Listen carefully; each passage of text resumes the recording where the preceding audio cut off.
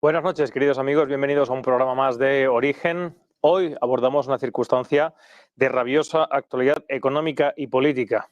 La cumbre de los BRICS que se va a suceder de mañana en Rusia, que marca ya un punto geopolítico y económico fundamental y clave para entender y contextualizar lo que está pasando en el mundo. También, no solamente desde el punto de vista neta y puramente económico, sino muchas veces lo que más ruido está aconteciendo en clave geopolítica, como son los conflictos que se están desatando tanto en Europa, con la guerra de Ucrania, como en Oriente Medio. Se ha anunciado ya una respuesta de Israel en las próximas horas a Irán.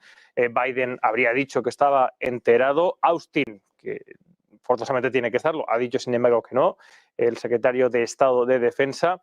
La incertidumbre que estamos viviendo en los últimos años al respecto de una pérdida de hegemonía, sobre todo por parte de Estados Unidos, los países OTAN y en definitiva el G7, vienen acompañados cada vez de un paso más firme, más preponderante de lo que parecía simplemente un mero escaparate, un discurso hacia una dirección clara de unos países que son el acrónimo que da nombre al tema fundamental de hoy.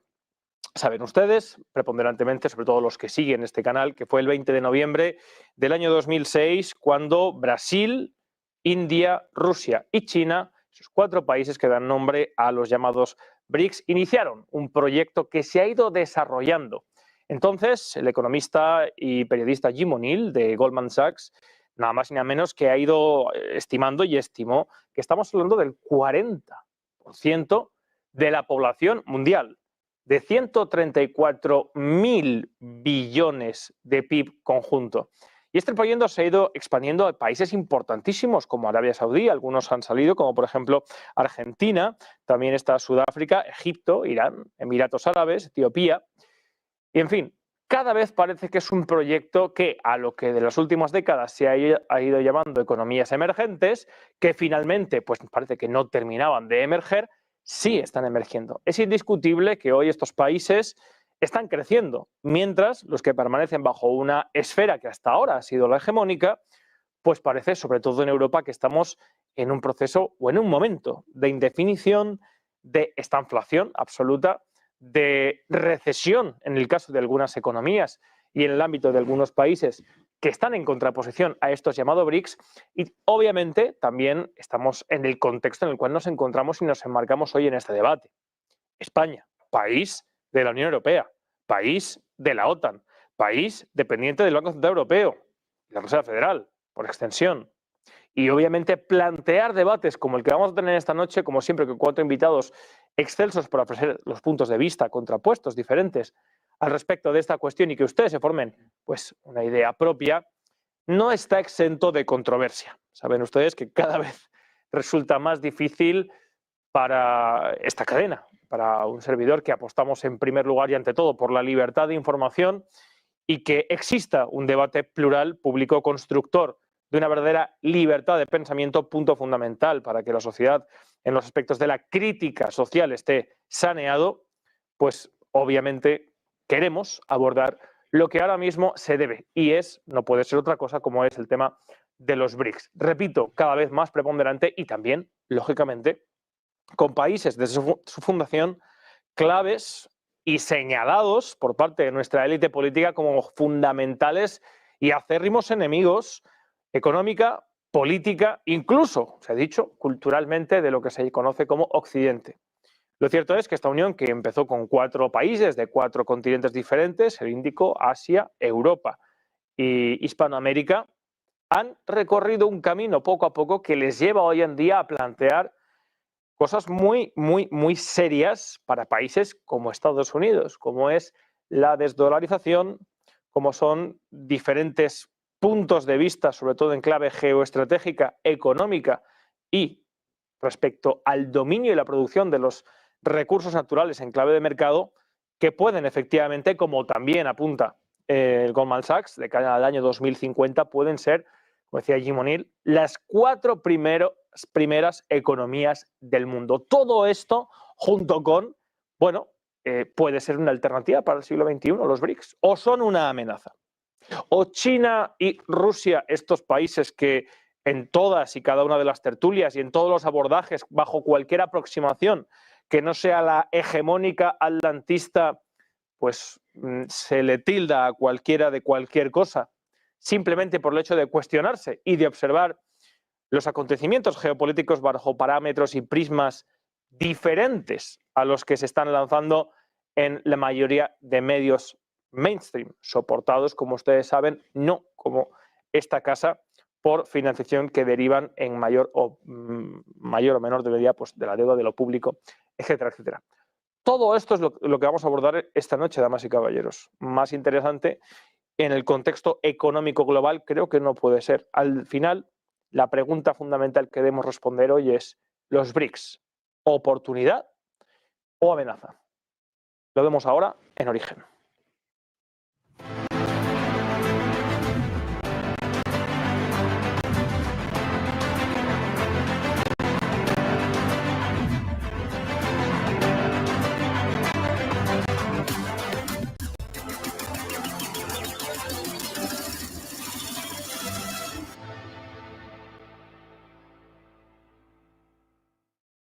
Para abordar esta gran pregunta y todas las que van a poner los pequeños bricks, ladrillos, para construir al final, o para que ustedes construyan su propia manera de observar esta cuestión que vamos a ir desgranando, vamos a ir cimentando esta noche con preguntas, respuestas y reflexiones, tenemos, como digo, a 4 invitados con puntos de vista siempre formados y desde luego con criterio y fundamento para poder abordar la cuestión. En primer lugar, presentarles a don Pedro Barragán, que es economista y miembro senior del claustro Cátedra China. Buenas noches, Pedro. Muy buenas noches. Y aquí estamos de nuevo. Un saludo a todos los espectadores y a todos los contertulios, que espero que esta noche sea un buen debate y de interés para todos. Enhorabuena además, porque creo que recientemente vuestra organización ha recibido un galardón directamente del presidente de China, Xi Jinping, como amigo del pueblo chino, como embajador de amistad del pueblo chino. Así es, Rubén. Yo creo que esto es una noticia que en España, como casi todas las noticias buenas de China, pasan desapercibidas en los grandes medios. Pues Marcelo Muñoz, que es el presidente de Cátedra China, ha recibido la semana pasada por parte del presidente de la República China la mayor reconocimiento que tiene China para los extranjeros, y es el segundo español y segundo europeo que lo recibe. La verdad es que para Cátedra China es un reconocimiento del papel que nuestra organización jugamos en España y en Europa en defensa de una mejor y más profunda información sobre la realidad de China, que espero hoy ser capaz de transmitiros. Pues, como embajador de amistad con el pueblo chino, creo que es importante tenerte esta noche aquí para hablar precisamente de uno de los miembros del BRICS, como es China. También contamos esta noche con don Manuel Hernández, también repite en el programa Martín, director del Diploma de Estudios Chinos en el Instituto Complutense de Estudios Internacionales de la Universidad Complutense de Madrid. Buenas noches, Manuel. Hola, buenas noches, Rubén. Buenas noches a todos. Buenas noches a los espectadores. Es un placer y un honor compartir este rato con vosotros. Y completando el ruedo de hoy, tenemos también a don Julio Trujillo, que es periodista especializado en relaciones internacionales. Buenas noches, don Julio. Hola, buenas noches. Es un verdadero placer tenerle esta noche aquí. Gracias por la invitación. Es un placer mío también que hayáis contado conmigo. Y ya como último invitado de la noche tenemos a don Miguel Ors Villarejo, corresponsal económico del periódico The Objective. Buenas noches, Miguel. Buenas noches, Rubén. Encantado de estar aquí con vosotros compartiendo. Confío en aprender mucho esta noche. Pues un verdadero placer contar contigo hoy. Bueno, pues ya sin más vamos a abordar, como siempre, las cuestiones más fundamentales que centran la atención de los BRICS.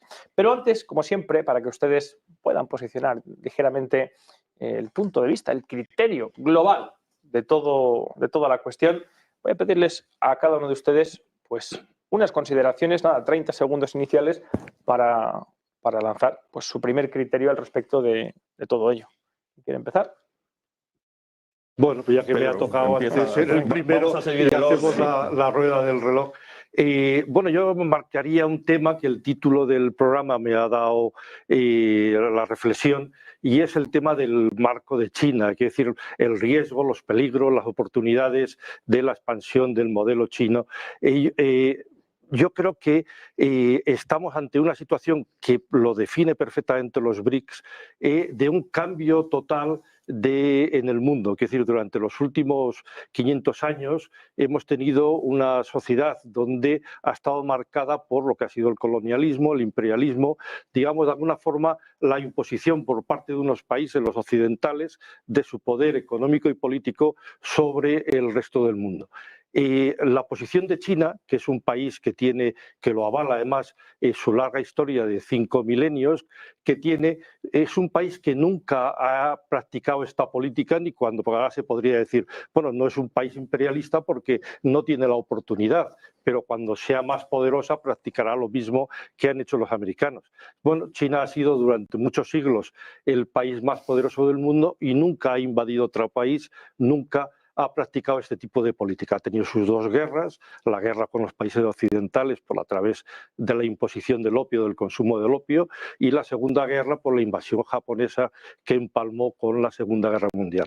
O sea que de alguna forma lo que China defiende hoy día es la colaboración en pie de igualdad de todos los países del mundo, donde los BRICS sería de alguna forma una representación de esta política multilateralista que defiende China. Una organización donde los países se reúnen, discuten, debaten, acuerdan estrategias en sus foros financieros o sociales, pero en los que luego no hay ningún funcionario, como existe en Bruselas, que imponga a los países que tienen que hacer esto que se ha acordado o no se ha acordado, sino que cada país tiene la libertad de interpretar esos acuerdos con su propio criterio y aplicarlos si lo comparte o no lo comparte. Es una igualdad de oportunidades y de debate y una no imposición de los acuerdos a ninguno de los miembros. Yo creo que esto es la definición de la política exterior de China, el ganar, ganar que leemos en los periódicos, donde lo que busca es... Pero los BRICS no es China. No es China, pero los BRICS en este sentido están aplicando esta misma política de que... De hecho, el primer promotor de los BRICS es Sergei Lavrov, ministro de Exterior chino, en Nueva York, en concomitancia con una cumbre. Al respecto, sucintamente, Manuel, una breve exposición de cómo ves tú la cuestión. Sí, me parece efectivamente que es un momento muy importante en la época que vivimos, puesto que, como ha dicho el compañero Pedro, perdona, estamos en un momento en el que el poder occidental está viéndose enfrentado por un poder diferente, que sería en este caso los BRICS, y tenemos esta tensión explícita en los movimientos militares que se están produciendo en Oriente Medio, en Ucrania, incluso en Corea, en Taiwán. Es decir, que lo que nos encontramos es a los BRICS y también es un poco el núcleo duro de la oposición y el desafío al orden mundial actual, que es Occidente, más concretamente la anglosfera, la OTAN y Estados Unidos en particular. Y en la otra parte está bien definido la alianza chino-rusa. Si bien esta forma de los BRICS que busca el multilateralismo no es un bloque totalmente dispuesto a desafiar a Occidente tanto como lo hacen China y Rusia conjuntamente, como lo vemos, por ejemplo, en el caso de India. Vemos también el caso de Brasil, que no va a estar presente Lula por un accidente. Pero va a estar telemáticamente. Sí, o sea, sí va a participar de la cumbre. Pero quiero decir que en todo caso el núcleo duro de los BRICS son Rusia y China. En cualquier caso, también ¿tú lo ves como una oportunidad o como una amenaza? Lo veo como una oportunidad. Lo veo como una oportunidad porque es un momento en el que nos da capacidad de replantearnos nuestra situación. Entonces eso tiene que verse como una oportunidad más que como una amenaza, puesto que el orden que hemos gozado, por una parte, tenemos que ponerlo siempre bajo el punto de mira y la revisión. Julio. Sí, yo creo que a veces se hacen afirmaciones un poco tópicas y apresuradas. Yo creo que decir que Occidente está, las sociedades abiertas, democráticas y económicamente gestionadas por la cultura occidental están en franca decadencia y ante la emergencia de los BRICS es un poco apresurado. Eso podrá ocurrir, pero de momento no es verdad. Los BRICS suponen el 31% de la economía mundial. Y tiene algunas vías de barro. Por ejemplo, todos son países con economías intervenidas, donde la gestión económica viene determinada por criterios ideológicos más que de mercado, y todo eso les da una vulnerabilidad.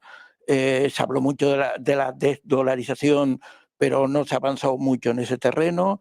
India está planteando problemas de discrepancia con Rusia y China.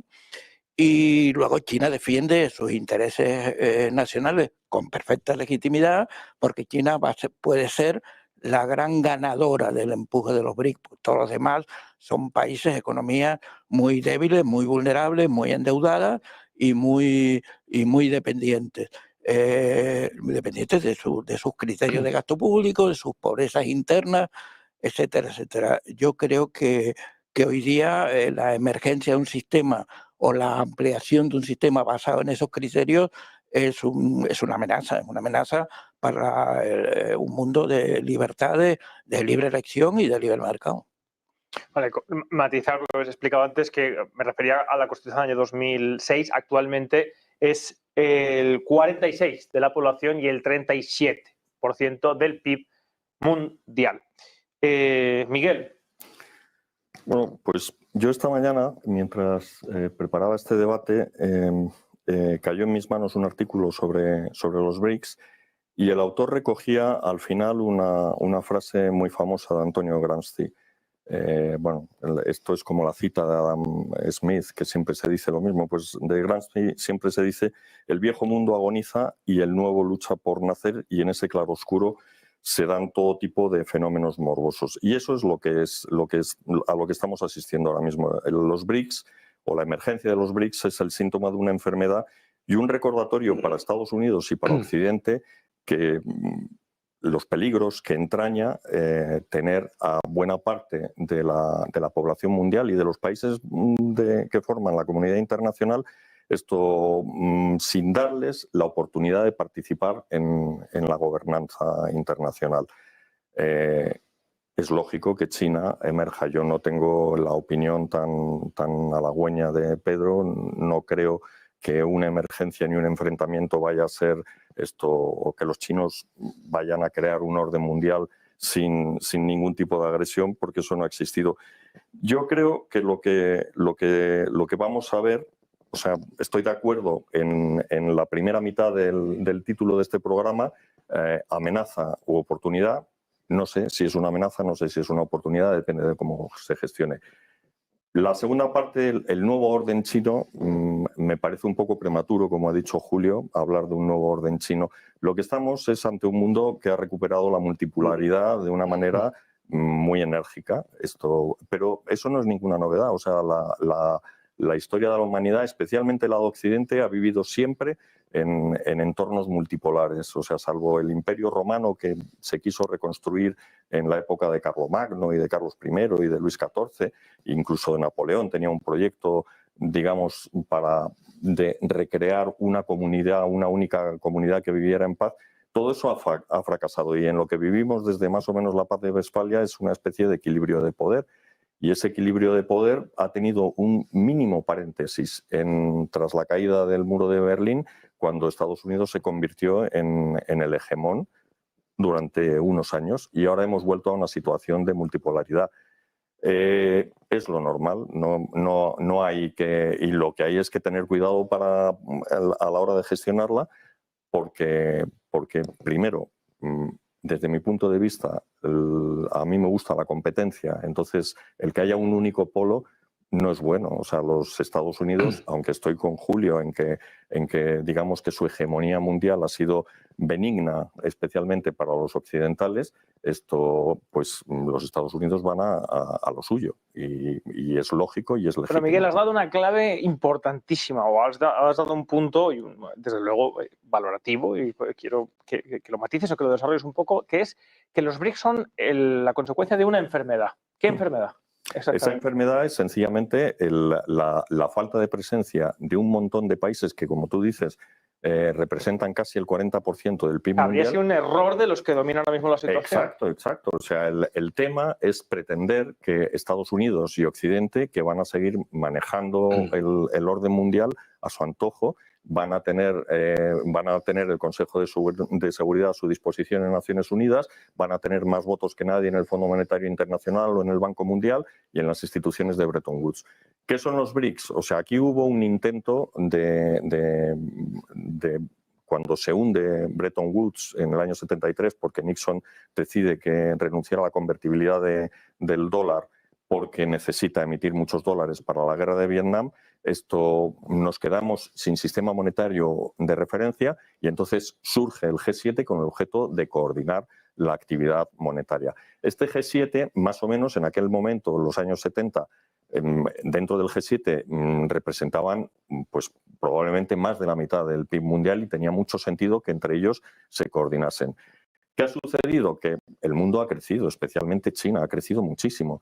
Y ahora, cuando se plantea, en el año 2008, se plantea la gran recesión, el G7 es demasiado pequeño. Entonces se va al G20.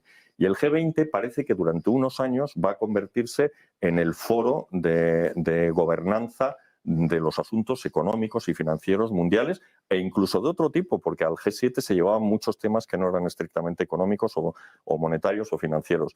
¿Pero qué ha pasado? Pues que eso no ha sido así. ¿Por qué? Pues porque Estados Unidos y los poderes constituidos pues no tienen interés en compartir el poder todo lo democráticamente, como decía Pedro, que igual sería deseable. Y entonces ha habido una reacción por parte de los BRICS, se están creando un foro aparte y eso es lo que estamos viendo. Y una de las cuestiones que se ha debatido y que va a ser digamos, el tema estrella en la reunión de los BRICS es la creación de un sistema financiero internacional que tiene mucho sentido que lo impulse Rusia, porque Rusia está ahora mismo asfixiada por las sanciones.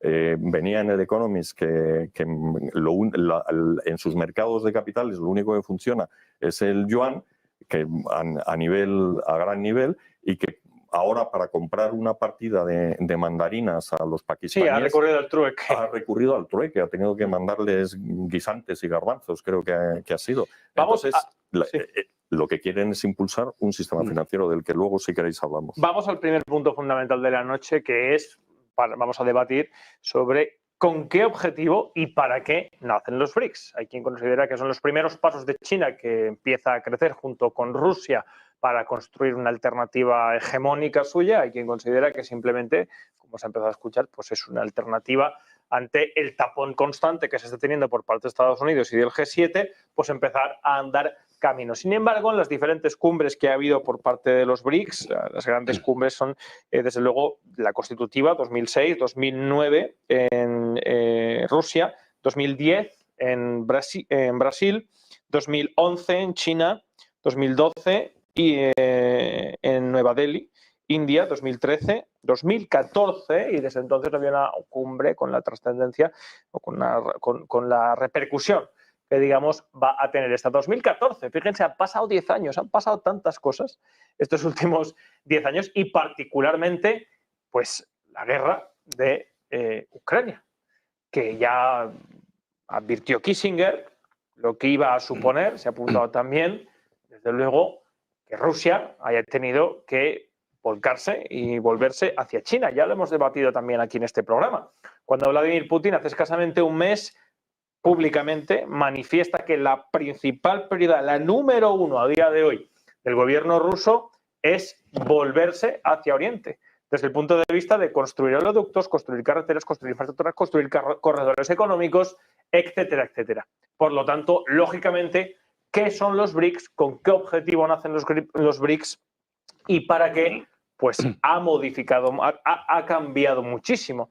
Y puede, efectivamente, que las jugadas geopolíticas que han acontecido en estos últimos años hayan catapultado y hayan afianzado todavía más esa relación constitutiva que era prácticamente, como algunos apuntaban, propagandística en su origen en 2006. Recuerden también que hace un año tuvo esa reunión lugar en Pekín entre Vladimir Putin y Xi Jinping, en la que, con toda la intención del mundo, llegaron a la zona de prensa diciéndole Xi Jinping a Putin: vamos a hacer cosas que van a hacer historia y no se han hecho nunca antes. ¿A qué se referían?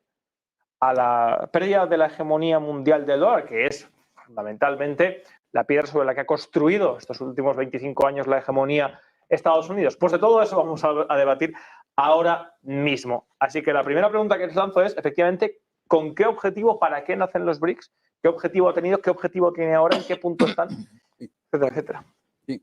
Yo quisiera con gusto responder a esta pregunta e intentar hilar un poco lo que hemos visto, sobre todo en relación a información sobre los hechos, ¿no?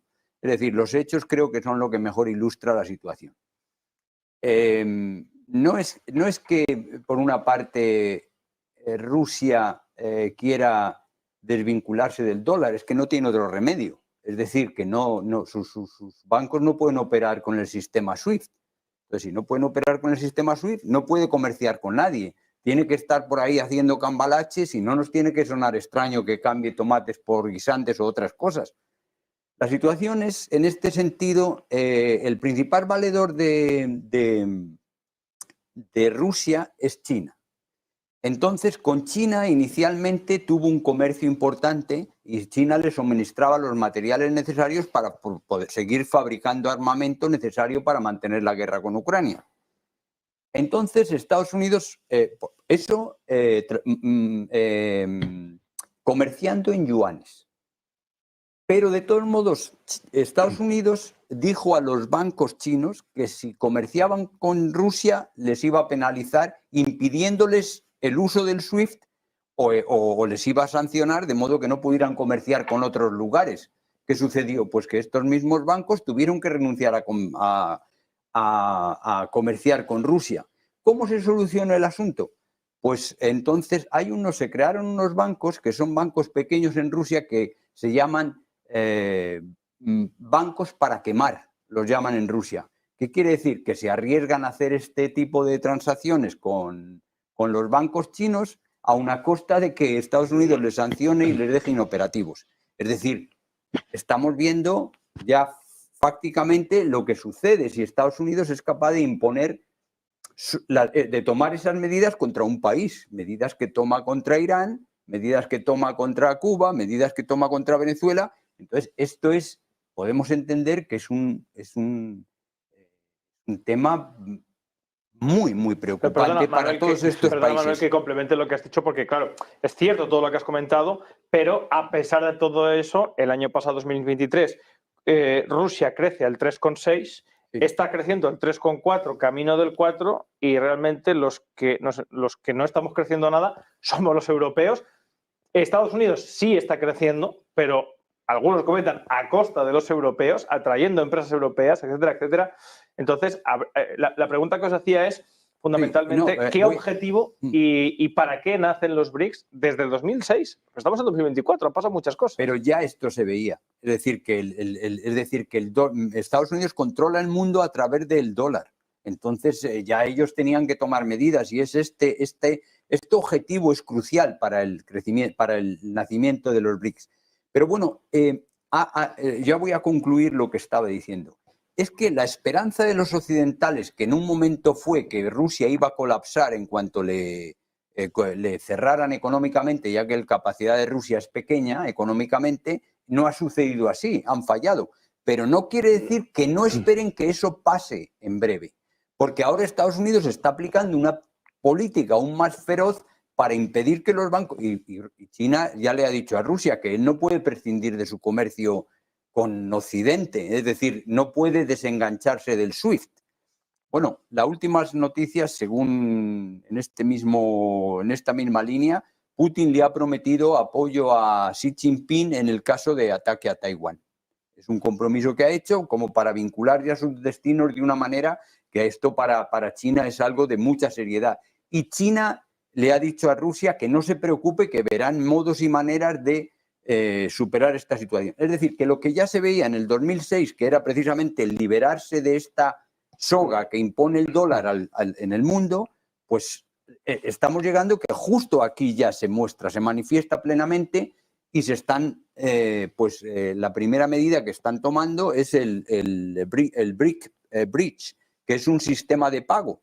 La dificultad todavía para ellos está, van a ser desarrollos que no sabemos en lo que va a resultar, si crean una moneda conjunta, quién va a ser el garante de esa moneda, si va a ser una criptomoneda. De acuerdo con Miguel en que lo llamamos enfermedad, pero sería una concatenación de errores lo que dio origen al final a los BRICS, que puede que estos, no vamos a decir errores, pero que estos últimos capítulos, estos últimos años hayan puesto el turbo porque ya no solamente es una alianza económica, sino una alianza militar, que es también de lo que estás hablando. Miguel quería intervenir. Sí, yo quería un poco apuntar una idea que no ha salido todavía y que yo creo que es muy importante. Evidentemente, el nacimiento de los BRICS viene por el diálogo sur-sur, el diálogo sur-sur, que no es sino el sinónimo de los países en desarrollo.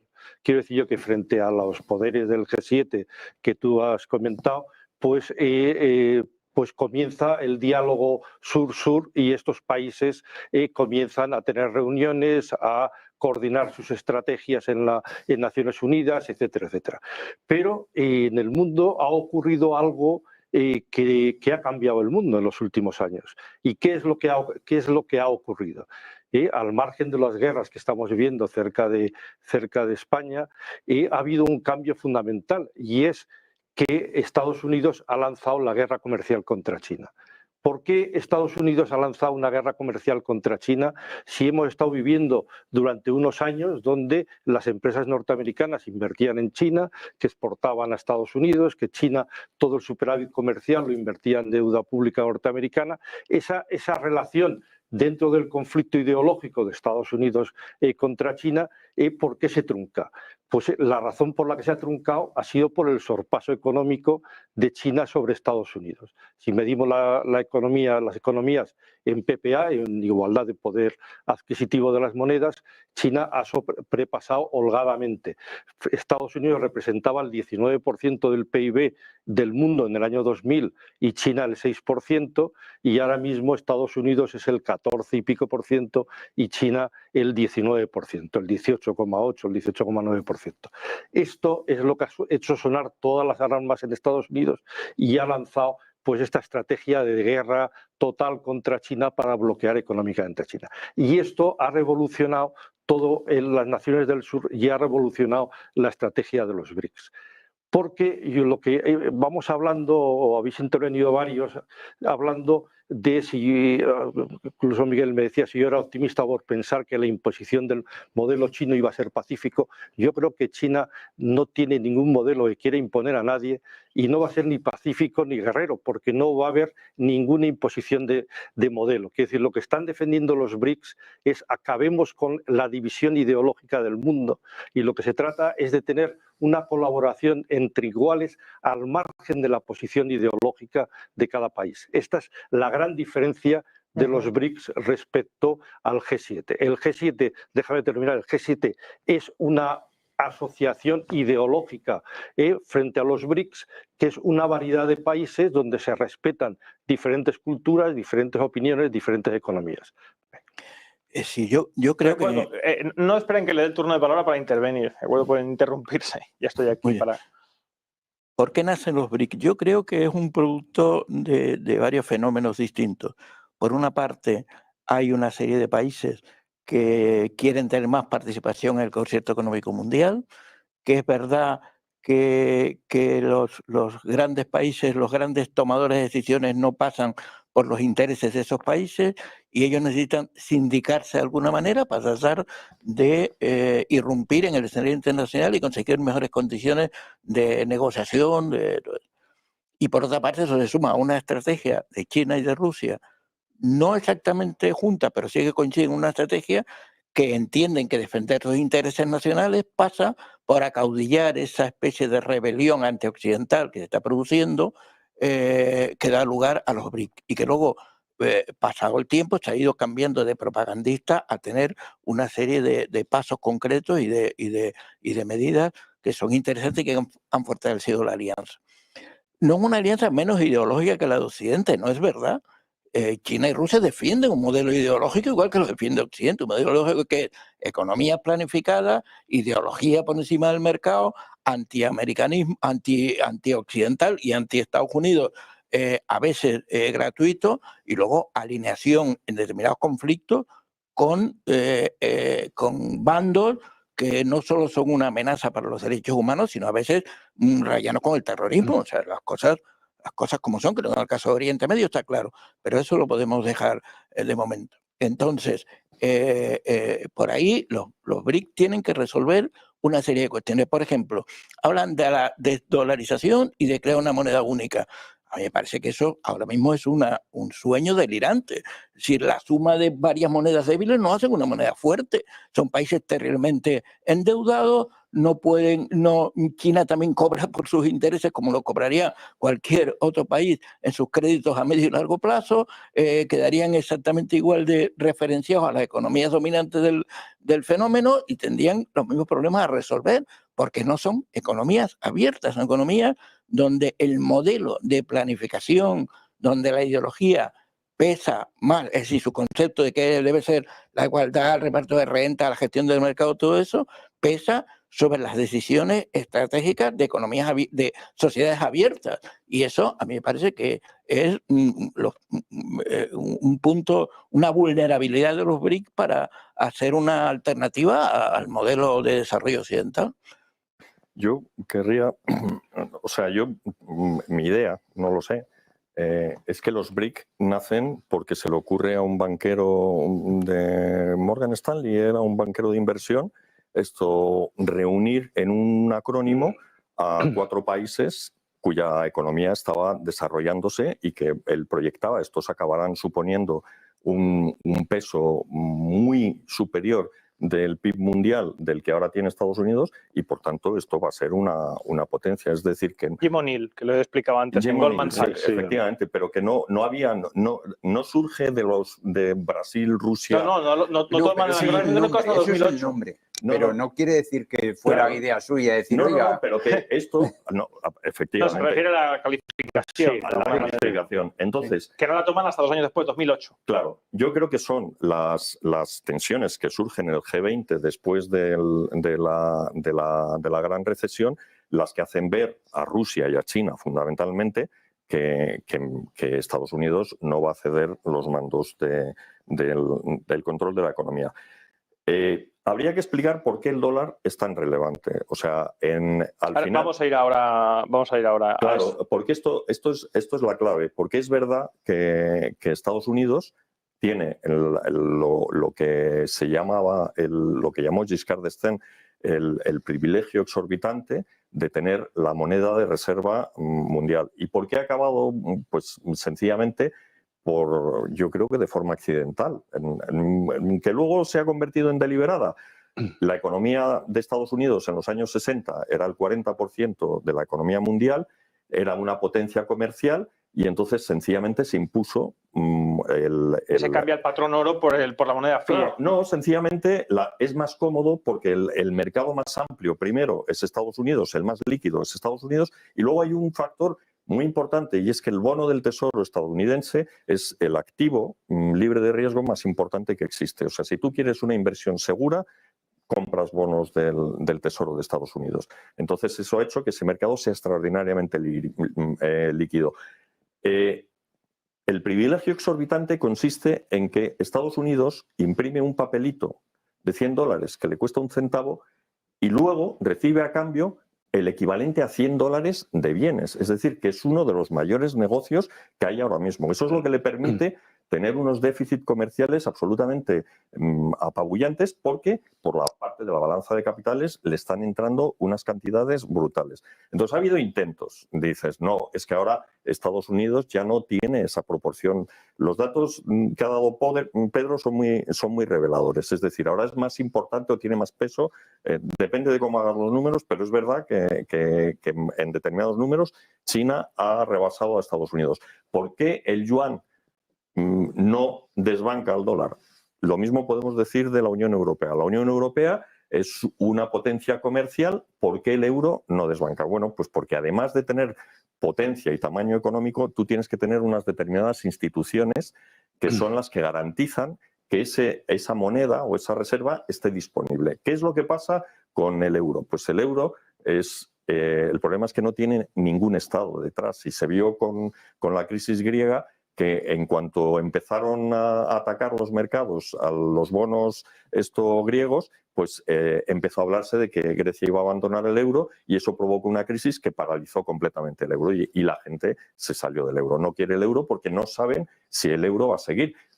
El euro podía soportar que se fuera a Grecia, pero si detrás de Grecia iba Italia, el euro desaparecía. Entonces, esa inestabilidad política hace que los inversores no se fíen del euro. ¿Qué pasa con el yuan? Pues que a diferencia del euro, el problema es que tiene poco Estado y China tiene demasiado Estado. Entonces, ¿qué pasó? Cuando entró en el año, creo que fue en el 2015, se intenta meter al yuan en los derechos especiales de giro del Fondo Monetario Internacional, los chinos muy contentos, pero entonces se produce una burbuja, estalla una burbuja inmobiliaria en China y la bolsa empieza a hundirse y para controlar la caída de la bolsa, los chinos intervienen el cambio del yuan. Entonces eso aterra a los inversores. La idea de que de repente tú te encuentres atrapado con tus inversiones en una bolsa de la que no te dejan sacar tu dinero, los inversores no quieren eso. Y entonces, ¿qué es lo que hacen? Pues prácticamente han dado de lado. El yuan creo que supone ahora mismo un 4% de las transacciones mundiales. Esas son las razones de fondo. Ahora bien, los mercados son absolutamente implacables. O sea, si tú les das más, ellos te van a pedir lo que sea. Si tú les ofreces a cambio de que dejen el dólar algo, pues probablemente lo acepten, porque ellos no tienen ni patria de ningún tipo. Ellos van a lo que hace negocio. ¿Y cuál es la jugada de los BRICS y la que está apoyando Rusia?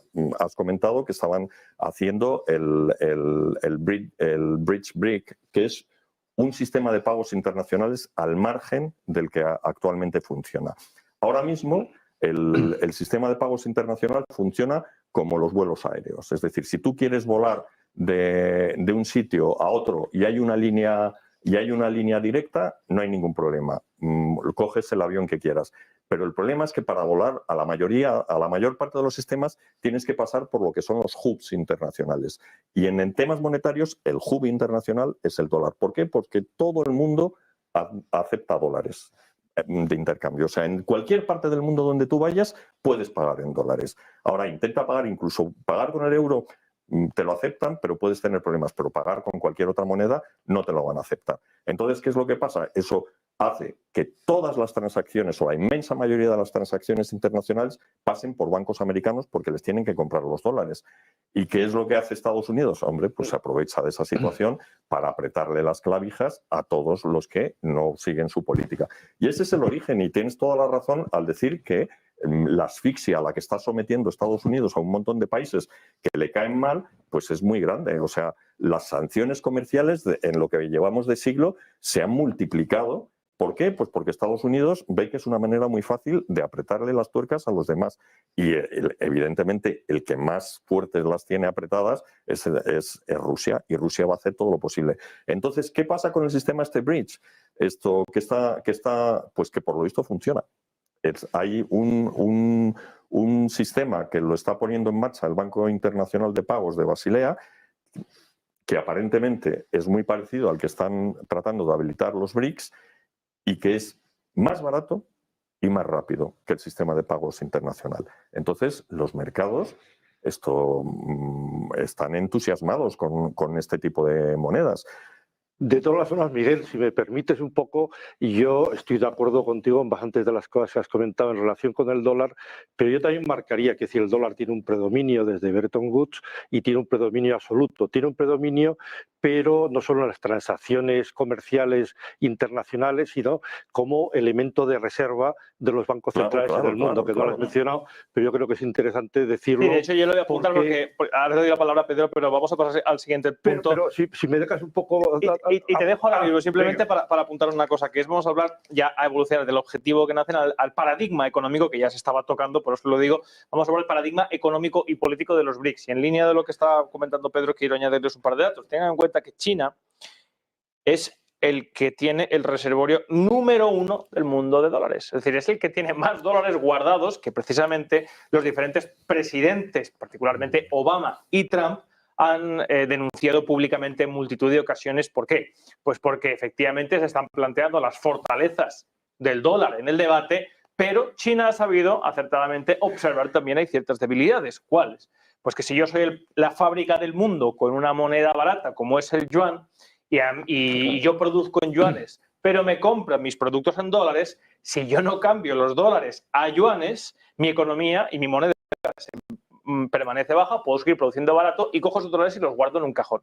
Eso ha hecho que China se haya podido producir barato y haya podido, pues, de alguna manera, multiplicar, aprovechándose precisamente de esa hegemonía del dólar, su riqueza, al mismo tiempo de ser el número 1, el tenedor número 1 a día de hoy de dólares, que, bueno, pues si se coordinara en cierto momento una suspensión de deuda, si se inyectara de golpe toda esa liquidez, China podría hacerle un estropicio bastante importante a Estados Unidos. Perdona, Pedro. Y así mismo, así mismo. Ten en cuenta que ese es su activo. Si se carga el principal, la base de su riqueza, yo más bien veo en esa situación una garantía de equilibrio del sistema internacional, de los pocos que se dice que ha estado soltando cantidades de dólares, que ha estado deshaciendo. Sí, de hecho están comprando oro todos, como locos. Eso es deuda de Estados Unidos. Y él habla de las reservas de Estados Unidos. Perdón, hablo de las reservas. Son dos cosas. Es decir, la deuda pública norteamericana a manos de China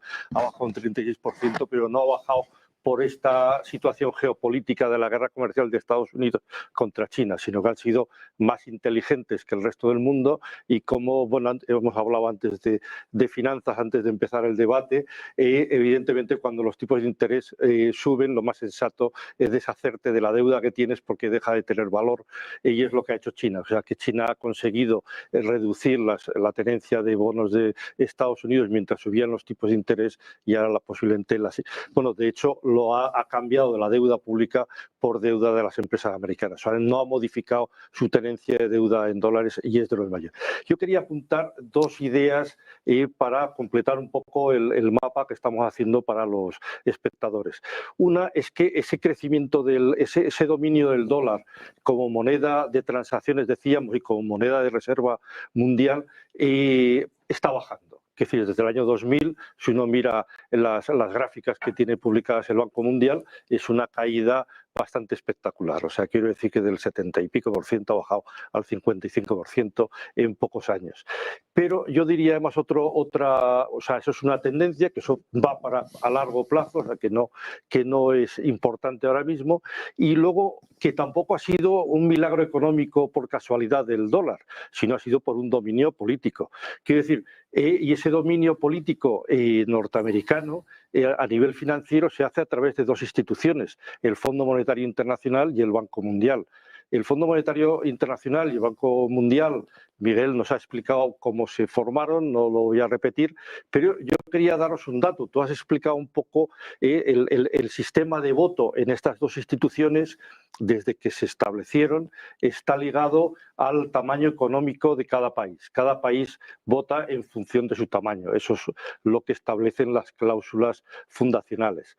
Y lo que pasa es que para hacer ese cálculo se utiliza una fórmula que ya en estos momentos es una fórmula manipulada, porque tú has explicado unos datos de cómo el PIB, el tamaño económico de los países BRICS, es bastante superior ya al PIB de los países del G7, En cambio, el derecho de voto que tienen el Fondo Monetario Internacional es totalmente diferente.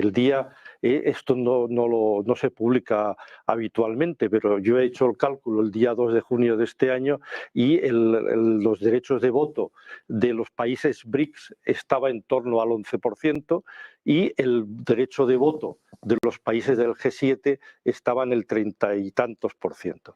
O sea, en los países del G7 con una economía más pequeña que los países BRICS tienen 3 veces más de derecho de voto que los países BRICS, con lo cual tienen el dominio absoluto, la mayoría absoluta, y de hecho ya lo sabemos, que hay una costumbre que dice que el presidente del Banco Mundial lo nombra a Estados Unidos y el del Fondo Monetario Internacional lo nombra a Europa.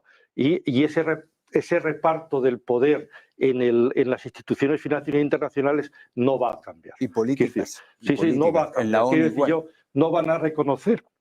Bueno, pero la ONU sería el Consejo de Seguridad en la ONU, pero a nivel económico-financiero esa situación no va a cambiar y, bueno, eso muestra un poco la debilidad que todos hemos ido aquí expresando del dólar. Quiero decir, si Estados Unidos no suelta ese poder de las instituciones es porque tiene miedo de las consecuencias que sobre el dólar va a tener. El G7 tiene el 30% del PIB mundial frente al 37% que tendrían los BRICS y han reivindicado varias veces esa posición de igualdad entre el Banco Mundial con el Fondo Monetario Internacional y se les ha negado. Se les ha negado y tienen, ya digo, el derecho de voto es un 11% para los BRICS y es un 30%, no quiero decir la cifra exacta, 37 creo que es, de 30 y pico % el de los países del G7, 3 veces más cuando tienen un poder económico inferior, o sea, que contradice la filosofía de estas instituciones.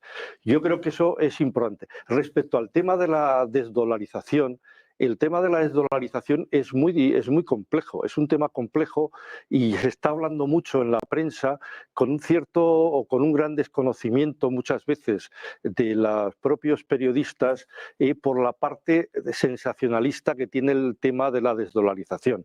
Quiero decir eso en los temas de la guerra que vivimos, de Ucrania, etcétera. Hablar de la desdolarización genera o estimula los sentimientos antiamericanos que tiene mucha parte de la población mundial. Sin embargo, el tema de la desdolarización no es algo que esté accesible ni que se esté planteando, no es posible. O sea, hay países desdolarizados por necesidad, como es el caso de Rusia, que no pueden negociar en dólares por las sanciones económicas que todos conocemos, pero para modificar el estatus del dólar hace falta una moneda que tome el lugar del dólar. Que solamente se puede desdolarizar si hay una alternativa. Si hay una alternativa. Hay una tercera. ¿Qué puede ser el patrón oro? Hay una tercera alternativa, que es la que están vislumbrando en realidad en los BRICS, que es el intercambio en las monedas locales. Utilizar monedas locales. O vincularlas a las commodities, también se dice. En las transacciones internacionales. Pero para crear una moneda única, los BRICS, se necesita una estructura política y económica que va a tardar muchos años y además tiene unos riesgos que la prensa estos días rusa lo está escribiendo con mucha frecuencia, y es la creación del euro lo que provocó fue un proceso inflacionario en todos los países del sur de Europa y nos abocó a la crisis de España, de Italia, de Grecia, de Portugal.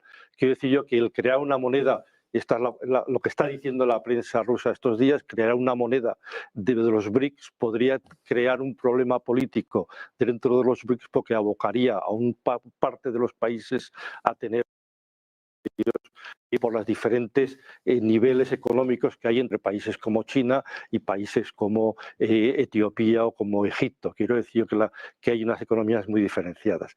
La posibilidad de que el yuan sustituya al dólar como moneda no es posible.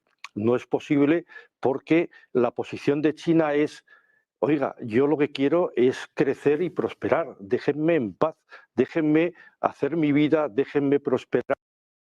meter con nadie, que yo no quiero exportar mi modelo a nadie, a pesar de que seguís mencionándolo cada 2 o 3 intervenciones. China no quiere exportar ningún modelo de ningún tipo a ningún lado. Lo único que quiere es déjenme trabajar, déjenme prosperar, porque yo lo que quiero es la prosperidad del pueblo chino, y yo quiero ayudar a todo el que quiera lo mismo, pues yo comercio con él y practico con él. O sea, China no tiene ese interés de predominio y no puede tenerlo tampoco. Pero Julio, para ello hace falta... Julio sí que ha dicho que no es una cuestión de qué es lo que quieran ahora, sino que tarde o temprano puede llegar a esa posición. De lo que se trata no es efectivamente que China vaya imponiendo a cambio de esta transacción, usted tiene que hacer esas reformas y tal, eso es verdad, pero por la vía de la propaganda están planteando un modelo de economía planificada antiliberal. Entonces, hombre, a nivel internacional no han planteado nada, ni China ni los BRICS. Como que a nivel internacional. Ellos tienen su sistema, pero no se lo quieren vender a nadie. Los BRICS, ellos no se lo venden a nadie. Los BRICS están marcados ideológica y prácticamente por un concepto económico antiliberal, básicamente. Antiliberal, de planificación, entonces, con lo que tienen derecho, yo creo que es un desastre y crea... ¿Tú no crees que en China hay libertad de mercado? Total. Internamente no lo conozco suficiente para decir que no, pero China no funciona con su economía respetando la ley del mercado internacional. Totalmente, claro que no. Totalmente, lo respeta. Hombre, ha habido episodios que revelan que su fe en la libertad de mercado no es completamente... Bueno, si hacemos lista de episodios... No lista de episodios, no. El defensor, muy recientes. Pero ¿te refieres al rescate de Evergrande, por ejemplo? ¿Te refieres? Me refiero a todo tipo de intervenciones, es decir, a poner y quitar presidentes de compañías particulares, como hizo con Jack Ma, quitándolo del frente de la compañía. Lo que quiero decir es que el peso de la empresa pública en China es enorme. Y toda la teoría económica demuestra que cuando hay empresas públicas el mercado funciona muchísimo más lastrado. Bueno, y en el caso, lo que está demostrando China es que el mercado chino funciona mucho mejor y funciona mucho mejor que el del resto del mundo. Pedro, está creciendo. ¿a qué te refieres con que funciona mejor? Porque está generando la prosperidad del pueblo chino, está generando un progreso económico desconocido en la humanidad. En la historia ha sacado 800 millones de personas de la pobreza extrema en un periodo récord de tiempo. Quiero decir yo, lo que está diciendo el Fondo Monetario Internacional estos días del aumento de la pobreza extrema es que como ya China ya la ha eliminado, ya esa bajada espectacular cada año ha dejado de producirse y entonces pues está creciendo en el resto del mundo que se compensaba. Quiero decir, China ha logrado una revolución económica que no era conocida en la humanidad. Si lo comparas con el milagro económico alemán, con el coreano o con el japonés, lo ha desbordado. Han sido 45 años de crecimientos. Eso quiere decir que ha funcionado muy bien. Esta evangelización pero es que esto lo hemos visto ya tanto. Esta misma de que han descubierto un modelo de desarrollo distinto y que va a revolucionar el mundo, lo vimos recientemente con Japón, lo vimos con los tigres asiáticos, se hablaba de capitalismo confuciano, pero lo vimos sobre todo, hay un artículo muy famoso de Paul Krugman que se llama sobre la crisis el misterio del desarrollo de los países asiáticos, en donde empieza explicando que hubo una vez un país Estados Unidos, que estaba sorprendido por el enorme avance de un competidor y que estaba creciendo mucho más deprisa y que parecía que había descubierto un sistema nuevo de desarrollo. Ese país era la Unión Soviética. Cuando la Unión Soviética pone en órbita el Sputnik, en Estados Unidos dicen, oye, igual estos han descubierto un modo distinto de crecer, una manera alternativa de organizarse muchísimo más productiva. Y de hecho, acuérdate, por esa época viene Khrushchev y se da una vuelta por todos los países europeos y nos dice, os aplastaremos. ¿Por qué? Por la lógica de eso. Entonces, ¿qué es lo que...? No, espera, que acabo con el razonamiento. Entonces, ¿qué es lo que pasa? Estaban muy preocupados muchos economistas y había un economista que seguramente te sonará, que es Robert Solow, que dijo, lo que está pasando en Rusia es perfectamente normal y es lo que pasa en todas las economías. Rusia lo que ha hecho es movilizar recursos, capital y población. y educación. Pero todos estos están sujetos a rendimientos decrecientes y llegará un momento en que ya no le compensará, ya no compensa seguir invirtiendo en capital, invirtiendo en mano de obra y ya no puede movilizar a más gente y entonces dejará de crecer. Y eso fue lo que pasó. Esto solo hizo un modelo de crecimiento muy sencillito en el que dice el 80% del crecimiento de los Estados Unidos desde 1900 hasta 1956, que fue cuando él publicó su famoso paper, todo ese crecimiento, el 80%, se debe a factores que no tienen nada que ver ni con el capital, ni con el trabajo, ni con la educación. Él lo llamó la productividad total de los factores y es lo que conocemos con ideas, como innovación. Entonces, ¿cuál es el tema? Que si tú tienes que innovar, porque si no, sencillamente, tu sistema se agota. ¿Y cuál es el problema? ¿Cuál es lo que te dicen todos los expertos que es la clave para que surjan nuevas ideas? Las instituciones. Y esas instituciones democráticas son esenciales para que haya emprendedores que se jueguen su dinero y se jueguen su capital y se jueguen su vida para hacer nuevas cosas. Y no vale la inversión pública. O sea, aquí tuvimos un ejemplo muy claro de empresa pública que invertía muchísimo en I+D, que era Nokia, y sencillamente Nokia, con la salida del iPhone, sencillamente desapareció. Entonces, ¿China está en disposición de innovar? Bueno, pues no lo sabemos. Ahí sí que tiene la ciudad de Shenzhen, que son más de 1000 empresas y que es el Silicon Valley chino que está haciendo cosas... De todo lo más, lo que está claro es, dices, el futuro es desconocido. Tú dices, el futuro va a ser un desastre. No, lo que digo, Pedro, si me permitís...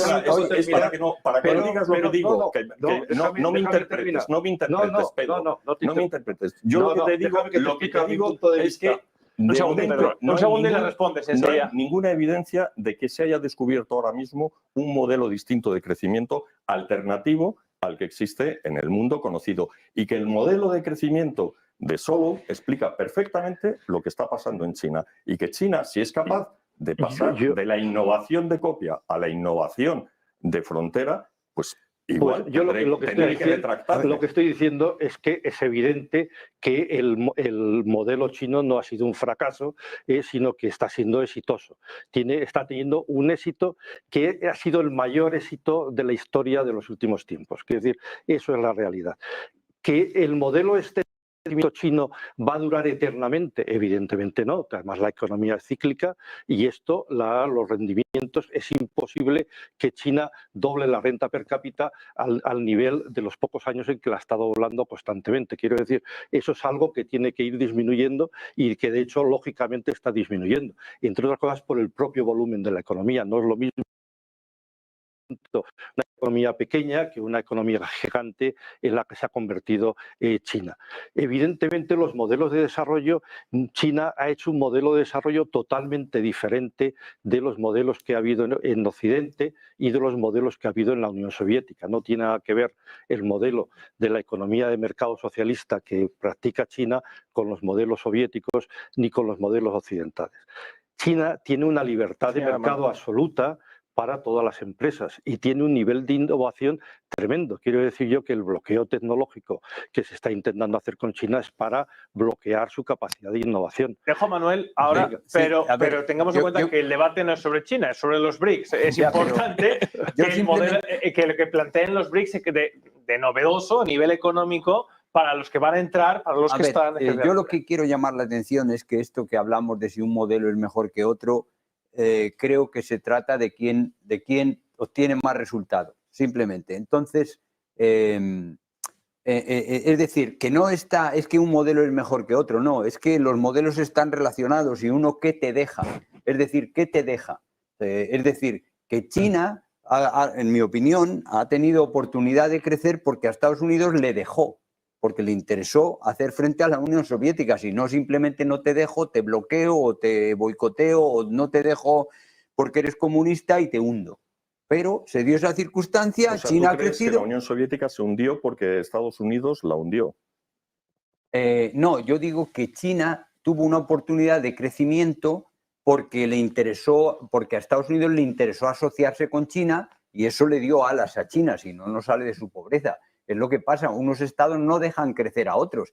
Es decir, es sabido que Inglaterra, por ejemplo, en su historia, ella quiere ser el motor de la revolución industrial, pero quiere que los demás le abran sus mercados, le den materias primas y Inglaterra suministra productos elaborados. De modo que no es que tú tengas un modelo mejor que Inglaterra, tú también lo tienes, pero no eres capaz de competir con ella, porque tú lo único que le puedes vender a Inglaterra plátanos y ella te vende a ti textiles y maquinaria, etcétera, etcétera. Entonces, no se trata de decir este modelo es mejor o este modelo es peor. Es decir, el mejor modelo es el que más explota a las personas, porque así te dan más rendimiento. Es decir, que esto es como decía Rousseau, es decir, que la democracia es mejor porque si a un esclavo tiene asegurada la comida, pero a uno que le desesclavizas, que sea con tal que le des una perra y además no tienes que cuidarte por él. Es decir, claro, por eso es la democracia más efectiva, el sistema capitalista, porque pones a la gente en una situación de mucha mayor indefensión, vulnerabilidad y le puedes explotar más. Entonces, ese sistema era imbatible. Estamos hablando en términos realistas. No nos pongamos, es que este modelo es mejor. Yo estoy totalmente Estamos hablando como moralmente, es que este modelo es de mercado y moralmente. Yo desde el primer momento he planteado el tema en sus términos más asépticos. O sea, yo puedo estar mucho más a favor de lo que dice Julio sobre que la hegemonía mundial ahora mismo con Estados Unidos me parece mucho más deseable que una presunta hegemonía por parte de China. Ahora bien, también reconozco que los mercados se mueven por impulsos que no tienen nada que ver con los buenos sentimientos, ni con la ética, ni con la bondad. No, en absoluto. Sencillamente, lo que hacen es asignar recursos por de eso, una manera muy eficiente, pero no imparten justicia. Y lo que no entiendo es cuando tú dices que las democracias liberales son la mejor forma de explotar a las personas. ¿A qué te refieres exactamente? El modelo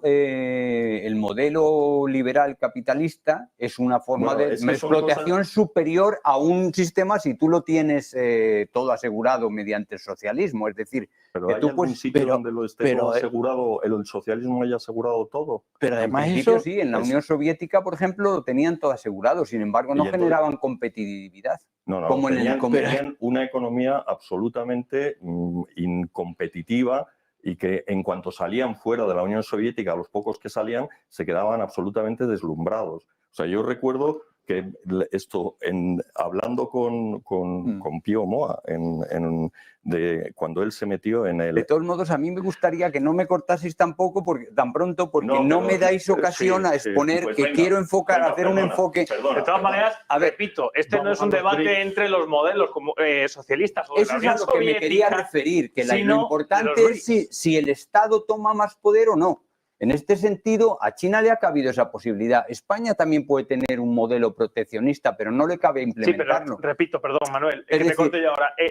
Os digo porque yo os dejo bastante cancha, sí. Pero una cosa es el modelo chino y otra cosa es los BRICS. Precisamente, una de las mayores críticas y uno de los mayores puntos fundamentales de interés de este debate que yo veo es que la mayor crítica que tienen los BRICS es que no plantea un modelo hegemónico, hegemóneo alternativo. Porque siguen efectivamente dentro del modelo capitalista estadounidense. No, ¿a qué dices? ¿Hegemónico o homogéneo?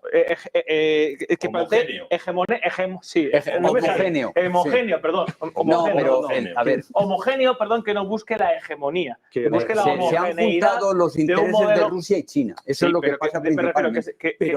Que busque la homogeneización de un mismo modelo como el que están tomando ahora mismo, que es el estadounidense.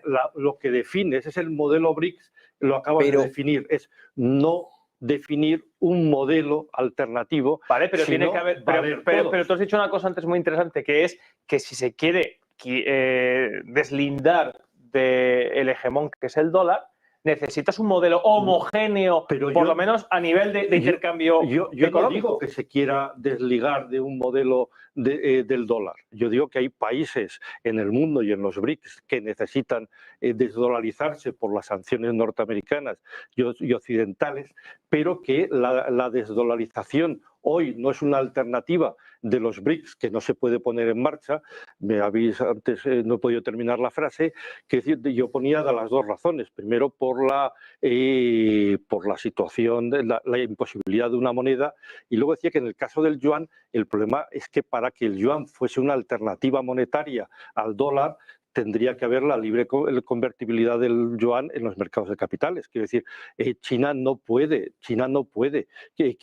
dar la total libertad de convertibilidad del yuan en los mercados de capitales, porque Estados Unidos tendría la capacidad de quebrar financieramente. Yo requiero la palabra, por favor. Es que no se me ha dejado hablar en absoluto. Vale, termina y le dejo. A ver, lo que yo quiero, para que voy a intentar resumirlo, para en vez de dar vueltas. A ver, en Alemania, en el año 20, no había dinero para educación ni para sanidad, ¿vale? Es un país que estaba marchando regularmente con la pandemia y no tenía dinero y se decía, oye, o en Estados Unidos no tiene dinero para infraestructuras, no tiene dinero para fomentar para la sanidad y sin embargo para armas tiene todo lo que quieras. O sea, se imprime, Alemania ha mandado a Ucrania muchísimo dinero. Entonces, señores, es lo que quiero decir. Vamos a ver, ¿por qué nos estamos planteando el crecimiento? ¿Y por qué dices tú, Pedro, que China no tiene interés de ser hegemón? Porque solo quiere hacer ganar y ganar. Porque sabe que va a ganar y se va a poner en la superioridad porque eso es irrenunciable. Entonces, ¿qué quiero decir con esto de Alemania? Pues que lo que tú no puedes es hacer a la gente rica. Tú necesitas explotarla para que el país funcione. Es decir, que no puedes, es como decir, la democracia está muy bien, pero en el ejército no vale, porque tiene que haber un capitán general, luego unos coroneles, luego unos capitanes, luego unos sargentos, y el que no mata al enemigo se le dispara por atrás. Así es como funciona. Pues el Estado tiene la misma estructura, es decir, tiene una estructura piramidal. Entonces, tiene que haber arriba unos ricos, sean estos señores capitalistas o sean estos señores funcionarios, pero igualmente tiene una estructura piramidal. Eso es lo que quiero venir a decir. Entonces, vale, Manuel, pero de lo que estás planteando no responde el bloque en el que estamos, porque los BRICS no plantean ningún modelo de ese tipo. No plantean sí, pero sustituir... al chocar los sistemas económicos de socialistas, chino o ruso o soviético, y el sistema capitalista que habían ellos establecido... El soviético no existe ningún modelo hoy en día. El modelo ruso no es un modelo soviético. Sí, pero es igual, en todo caso es un sistema piramidal. Lo que vengo a decir es que independientemente de cómo sea el país, los países tienen todos la misma estructura. Entonces, si la tiene esa estructura es por un fin, para obtener una explotación superior a los otros. Entonces, el sistema emplearán el que más puedan. Pero no se trata de lo que ellos implementen, sino que también lo que los otros les dejan, según la posición geopolítica. Quiero venir a decir que la geopolítica es lo que manda, no el sistema económico. Es decir, no es que en Estados Unidos van muy bien y porque nosotros somos capitalistas y democráticos y estamos con Estados Unidos. No, ese es el sistema que a ellos les está haciendo vencer hasta que dejen de hacerlo y cambiarán si no les funciona. Es decir, que no es una cuestión del ideal, mira, el ideal, yo un sistema o otro sistema, no, es un sistema de cuál da resultados o cuál no. Julio. A mí me sorprenden dos cosas. En primer lugar, que se valoren los éxitos de China y de los modelos de algunos países de los BRIC en términos cuantitativos, lo que ha crecido y tal, porque ese no implica necesariamente un mayor bienestar para la población. En China, los derechos individuales, las garantías judiciales, los equilibrios de poder y la libertad del ciudadano en todos los sentidos, no solo económico, no existe prácticamente. Y los países que están, que se agrupan en los BRIC y que tienen un discurso antioccidental, aspiran a un modelo parecido objetivamente. Es más, Manuel lo ha planteado claramente, aquí el debate está entre más Estado o menos Estado. Yo creo que los países donde los Estados son menos aplastantes, aunque aún les sobra Estado a algunos, crecen más, mejor y es mayor el bienestar y las libertades individuales, y los países donde el Estado pesa más es menor y no garantizan, salvo en periodos determinados coyunturales, el crecimiento económico. Yo creo que es ahí donde está el asunto. El asunto está entre más Estados, menos. Quizá no estoy sabiendo yo recentrar el debate, No, pero sí, ahora lo vas a intentar yo. ahora te dejo y voy a intentar ser sucinto, pero está claro y es evidente, lo han tocado ustedes y me parece muy pertinente, que una cosa es la posición política y que es al final la que impone la economía. La política es la que rige porque eso es la lucha del poder. Geopolítica. Y bueno, la geopolítica es la política internacional. Bueno, Eso la sí. política, la política es la ciencia de la lucha por el poder. La cuestión es si en esta lucha por el poder que se está produciendo aparentemente entre el G7 y los BRICS tienen un modelo a plantear, un modelo económico, que no sea el modelo de China o que no sea el modelo de Rusia o es el modelo de China. Yo te contesto a la pregunta. Sí, pero después, detrás de Miguel. Después de mí. Esto, pues no. O sea, la respuesta a esa pregunta es que no están defendiendo un modelo. Ese es uno de los problemas que tiene el. ¿se está construyendo ahora, Miguel, tú crees? Claro, esa es la idea. O sea, la idea de Putin es arrimar a China e intentar coaligar un auténtico movimiento político o un grupo internacional capaz de gestionar la economía internacional, igual que la ha mangoneado hasta ahora Estados Unidos, o sea, porque es un hecho. Entonces, aquí hablamos alegremente de modelo, pero yo recuerdo una Dani Rodrik, que es un experto en temas de desarrollo, que en una conferencia internacional de economistas expertos en desarrollo dijo que levante la mano el que me sepa decir quién previó el modelo de desarrollo chino. Nadie levantó, nadie sabe exactamente. Cuando hablamos de modelo de desarrollo, lo único que, a pesar de que a Julio le molesta mucho, lo único que tenemos son números y efectivamente China ha crecido espectacularmente. ¿Cómo lo ha conseguido? Dices, no, imponiendo normas capitalistas. Bueno, pues algunas sí, pero también con cierta parte de dirigismo. ¿En qué combinación? Pues no lo sabemos. Entonces tenemos por un lado en los BRICS, tenemos a China. Por otro lado tenemos a Rusia, que es un capitalismo de Estado muy difícil. Pero luego además tenemos a India. India se supone que es lo más presentable a nivel democrático que hay en los BRICS, quizá con Sudáfrica. Y ahora cuando van a ampliar, porque bueno, los que van a entrar... se supone que Brasil es una democracia Brasil también, según The Economist de Estados Unidos. Efectivamente, sí. Sí, podemos utilizar el índice de democracia del Economist. Pero luego están intentando meter a Arabia Saudí y Putin dice que tiene 30 y tantos países que están dispuestos a entrar. Si son tantos, seguro que muchas democracias no hay.